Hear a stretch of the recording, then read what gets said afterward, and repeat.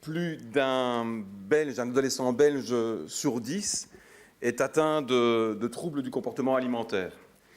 Ces chiffres sont inquiétants, alarmants à tout le moins, surtout que le pourcentage en question est encore plus élevé quand il s'agit de jeunes filles, et il est notamment lié avec une certaine image d'idéal féminin, d'idéal de maigreur, parfois morbide. Même si l'anorexie n'est pas uniquement liée à la mode, convenons quand même que c'est là un problème plus aigu encore, ou en tout cas dont il faut se soucier. Vous avez la chance ou l'honneur d'avoir plusieurs compétences en lien finalement indirectement avec ces chiffres, qu'il s'agisse des médias, qu'il s'agisse de l'enfance ou encore de la santé.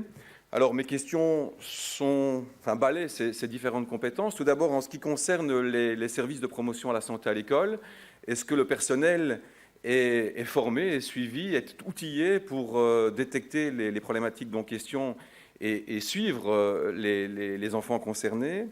De même, est-ce qu'au niveau de l'ONE, par rapport aux familles cette fois, est-ce que le personnel est en capacité et est également outillé et formé pour suivre les familles qui s'orienteraient vers des thérapies familiales et non vers le secteur hospitalier, ce qui est par ailleurs recommandé, semble-t-il? Et enfin, en ce qui concerne les médias ou le CSA, par exemple, est-ce qu'il y a une attention particulière qui est mise à l'heure d'aujourd'hui ou qui est en passe de l'être concernant ces images véhiculées de maigreur idéale, féminine ou soi-disant idéale? Je vous remercie pour vos réponses, Madame la Ministre. La réponse revient à la vice-présidente, Madame Linard, qui est en charge de toutes ces problématiques, santé, enfance, culture, médias, droits des femmes. Je vous en prie.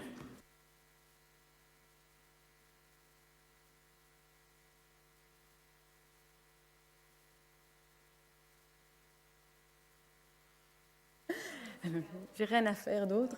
Donc, chaque école est liée à un service de promotion de santé à l'école. Ces services ont plusieurs missions, dont notamment le suivi médical, le suivi du programme de vaccination, mais aussi le suivi des maladies transmissibles quand elles arrivent en collectivité.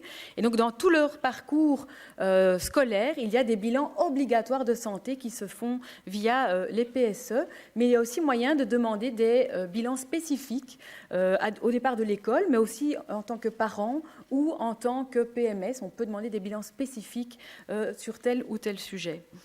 On sait que, effectivement, 10 à 15% des adolescents adoptent des conduites problématiques en matière alimentaire et que les filles sont davantage touchées que les garçons.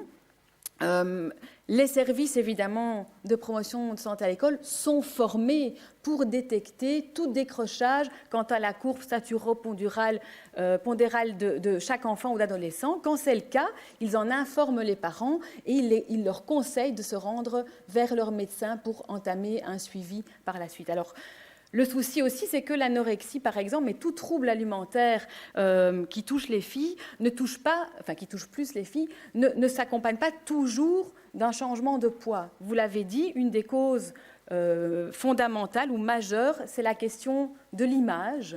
Et donc, en Fédération Wallonie-Bruxelles, on a aussi des moyens d'action, comme vous l'avez évoqué.